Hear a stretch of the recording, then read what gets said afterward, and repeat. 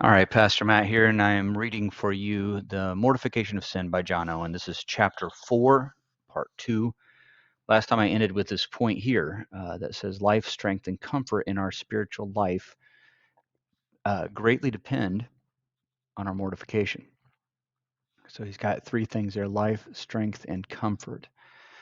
In our ordinary walk with God and in his ordinary course of dealing with us, the strength and comfort of our spiritual life greatly depends on our mortification. Mortification is not only the causa sine qua non, I have no idea if I pronounced that right, uh, the indispensable cause, but it has an effectual influence on it. And then he's going to give 2 points. The first point is right here: mortification alone keeps sin from depriving us of them. And the second point is down here where he says mortification prunes all the graces of God and makes room for them to grow in our hearts. So I started with this point last time, and I'm going to go ahead and finish reading this point with all of its subpoints because I haven't read any of those yet.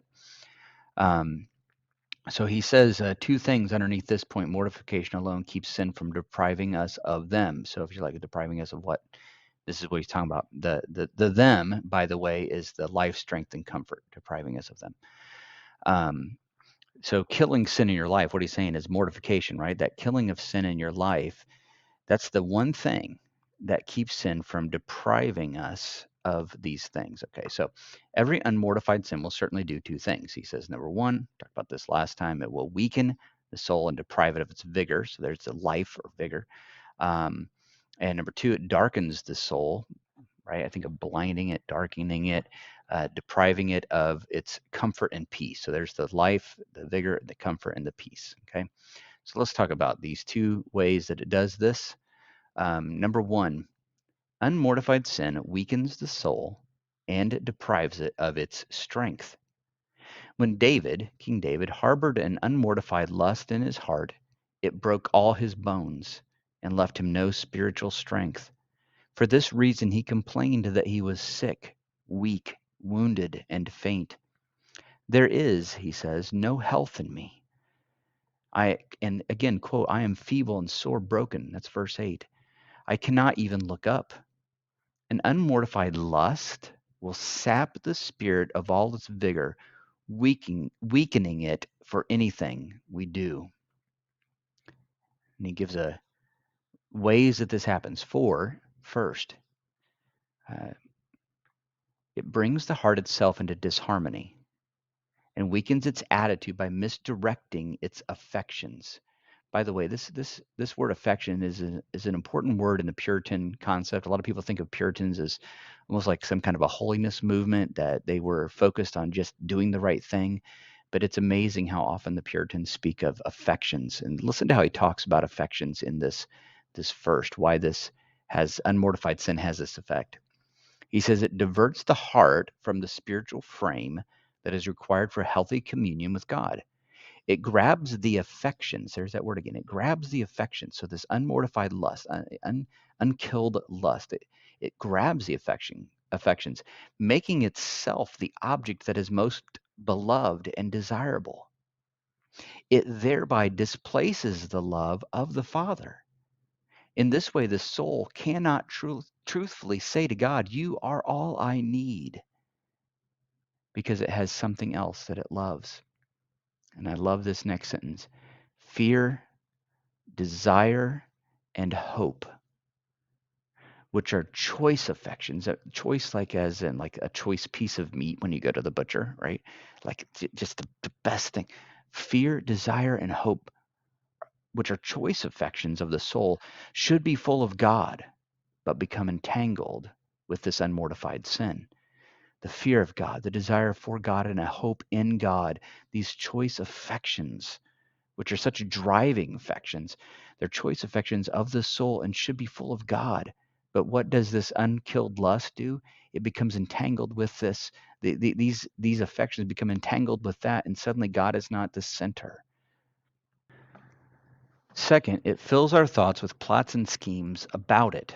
Thoughts are the great procurers of the soul. They find the provisions needed to satisfy the soul's affections. If sin remains unmortified in the heart, then thoughts will always make provision to fulfill the lusts of the flesh. And so he's talking about like, okay, so spend some time thinking about how could I get this thing, or how could I do this thing, or what ways could I make this possible. I think that sometimes even those schemes involve ways of finding loopholes in God's commands for you. Um, they will enamel, adorn, and dress the objects of the flesh, and then bring them home to give satisfaction to the flesh. They do this in the service of a defiled imagination that is beyond description. Third, it breaks out of the mind and actually hinders our physical duty as well. When he should be worshiping God, the ambitious man is driven to study. Uh, this might sound good, but you think about the businessman, right? The person who's ambitious, driven to study. Like he's talking about, like doing all sorts of things to try to achieve and accomplish. The worldly one is driven to scheme, and the sensual person is driven to provide himself with all the adornments of his vanity. So it breaks out of the mind and actually hinders our physical duty. So we suddenly become more focused on these other things instead of upon God. If I were to list the breaches, ruin, weakness, and destruction that one unmortified lust will bring to us, this discourse would expand far beyond its subject. So he talked about first, and go back up here, weakens the soul, deprive it of its vigor, its life. That's what we just read about. And now he's going to talk about how it darkens the soul and deprives it of its comfort and peace. So let's read this one then. As sin weakens the soul, it darkens the soul. It is a thick cloud that spreads itself over the face of the soul and blocks all the light of God's love and favor. It takes away the sense of the privilege of our adoption. If the soul entertains thoughts of consolation, sin quickly scatters them. So consolation in God, sin will scatter those things. And try to point to that. That's nothing.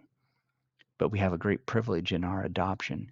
This is where the strength and power of our spiritual life depend on our mortification. It is the only way to remove the thing that denies us the strength and comfort we want. Men that are sick and wounded under the power of lust make many cries for help. They cry to God when the confusion of their thoughts overwhelms them, but they are not rescued. They try other remedies in vain.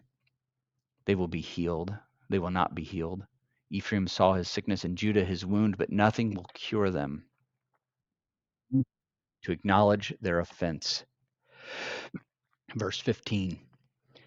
Many may see their sickness and wounds, but if they do not come to God to acknowledge their sin and mortify it, they will not be cured. Thank you for listening to this reading of the Mortification of Sin by John Owen. This is chapter 4, part 2. Next time I have an episode, I will read to you the remainder of chapter 4, and we'll finish that up with the rest of how, as chapter 4 is titled, the usefulness of mortification. Thank you for listening.